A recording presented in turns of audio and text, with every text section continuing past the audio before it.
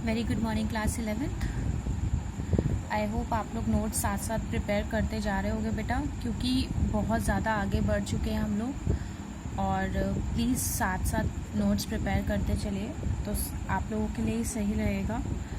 So yesterday we have started our new chapter, that is collection of data।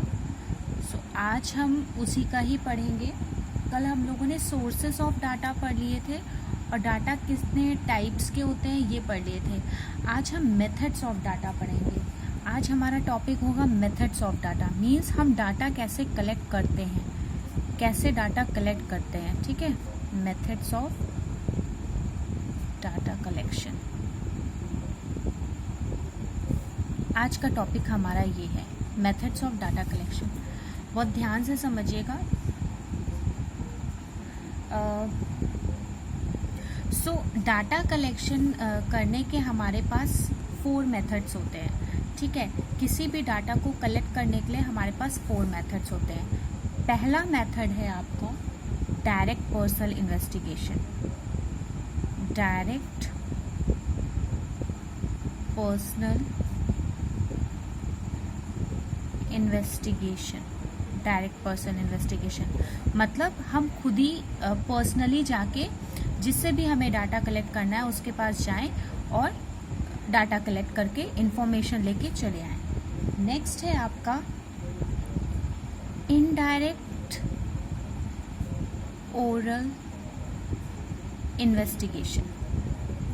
Indirect oral investigation, ठीक है, means indirectly हमने orally investigate कर लिया। ठीक है, नेक्स्ट है आपका थर्ड वन है आपका इंफॉर्मेशन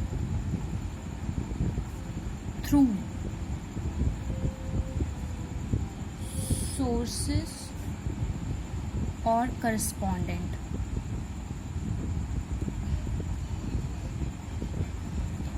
इंफॉर्मेशन थ्रू सोर्सेस और करस्पॉन्डेंट्स, ठीक है, मतलब किसी सोर्सेस से या किसी करस्पॉन्डेंट से हमने उसके थ्रू इंफॉर्मेशन निकाली, मतलब किसी और चीज़ के थ्रू या किसी और बंदे से इंफॉर्मेशन निकाली, उसे हम कहते हैं इंफॉर्मेशन थ्रू सोर्सेस और correspondent. Last but not the least, mail questionnaire. Mail questionnaire, ठीक है, ये हमारे 4 मेथड्स होते हैं। आज हम अपने 3 मेथड्स पढ़ेंगे। ठीक है, direct personal investigation, indirect oral investigation और इंफॉर्मेशन थ्रू सोर्सेस और करस्पॉन्डेंट। ठीक है, मेल क्वेश्चनियर मैं नेक्स्ट टॉपिक में पढ़ाऊंगी, थोड़ा सा ट्रिकी है वो। ठीक है, पहला जो है हमारा डायरेक्ट पर्सनल इन्वेस्टिगेशन।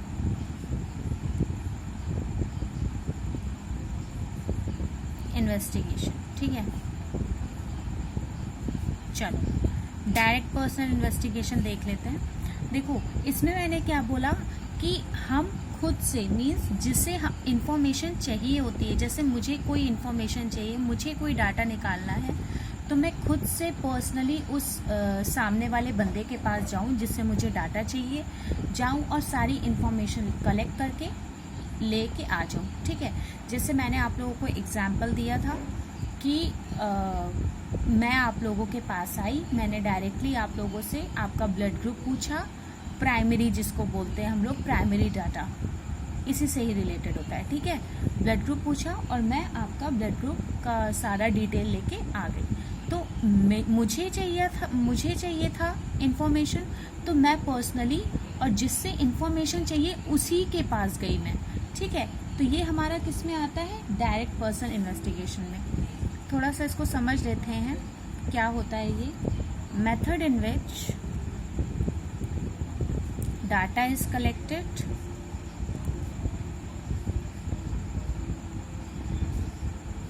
पर्सनली। देखो आ गया ना यहाँ पे बात, पर्सनली ये वाला, ठीक है, बाय इन्वेस्टिगेटर।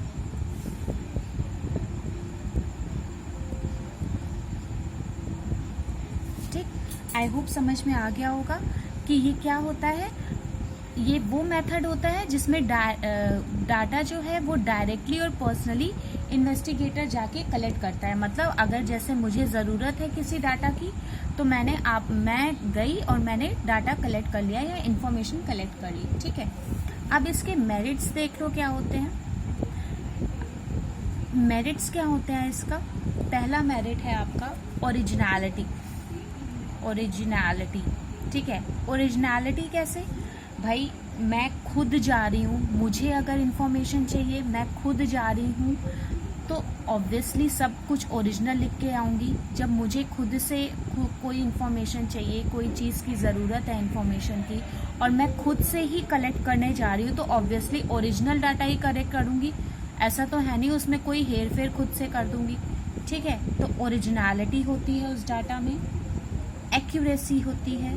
एक्यूरेसी मीन्स पूरा 100% डाटा इन्फॉर्मेशन सही होती है, क्योंकि जो इन्वेस्टिगेट कर रहा है, जिसको ज़रूरत है वो भी सही लिखेगा, और जिससे इन्वेस्टिगेशन हो रही है मीन्स सामने वाला बंदा, उसी से ही इन्फॉर्मेशन चाहिए तो वो भी सही बताएगा, ठीक है। थर्ड होता है आपका रिलायबिलिटी एंड फोर्थ होता है आपका रिलेटेड इन्फॉर्मेशन। देखो रिलायबिलिटी, आपको पता है कि डाटा जो है हमारा वो रिलायबल होगा। ऐसा तो है नहीं कि हम खुद पर ही नहीं विश्वास करेंगे, हम खुद ही इन्वेस्टिगेटर बने तो ऑब्वियसली हमें अपने पे विश्वास होगा, तो रिलायबिलिटी होगी। रिलेटेड इन्फॉर्मेशन, जैसे अगर मैंने आपका ब्लड ग्रुप का पूछा है, तो मैंने साथ में उसी से ही रिलेटेड आपकी हाइट भी जान ली, आपका वेट भी जान लिया, तो उस चीज़ से, ठीक है, तो ये हो जाती है हमारी रिलेटेड इन्फॉर्मेशन, ठीक। अब डीमेरिट्स, ऑब्वियसली डीमेरिट्स होंगी। अगर किसी चीज़ के फ़ायदे हैं तो नुकसान तो सबसे पहले होंगे। तो सबसे कॉस्टली होता है, सबसे पहली चीज़ कॉस्टली बहुत होता है, क्योंकि हमें खुद से ही सब चीज़ें करनी पड़ती हैं, इस वजह से हमें बहुत कॉस्टली पड़ जाता है। Difficult to cover wide area, हम खुद से सब चीज़ें करते हैं तो ज़्यादा एरिया कवर नहीं कर पाते हैं, ठीक है। Wide area. Third, personal bias. अब देखो पर्सनल बायस क्या होता है। पर्सनल बायस होता है कि फॉर एग्जांपल मान लीजिए कि मैं क्लास 11th में डाटा कलेक्ट करने गई, मुझे एक बच्चा बहुत परेशान करता था, मैंने खुन्नस निकाली, मैंने क्या किया, उसके डाटा जो भी इंफॉर्मेशन उसने मुझे दी, मैंने उसमें हेर फेर कर दिया, ठीक। तो ये मैंने खुद की खुन्नस निकाल दी, ठीक है। तो ये आता है पर्सनल बायस में। और लेस कवरेज, वही आ गई बात कि पूरा एरिया कवर नहीं हो पाता है, कम इंफॉर्मेशन कवर हो पाती है, ठीक है। तो ये था आपका डायरेक्ट पर्सनल इन्वेस्टिगेशन। ये उसकी मेरिट्स और डीमेरिट्स हैं, और ये उसकी डेफिनेशन। आई होप आप लोगों को ये समझ में आ गया होगा।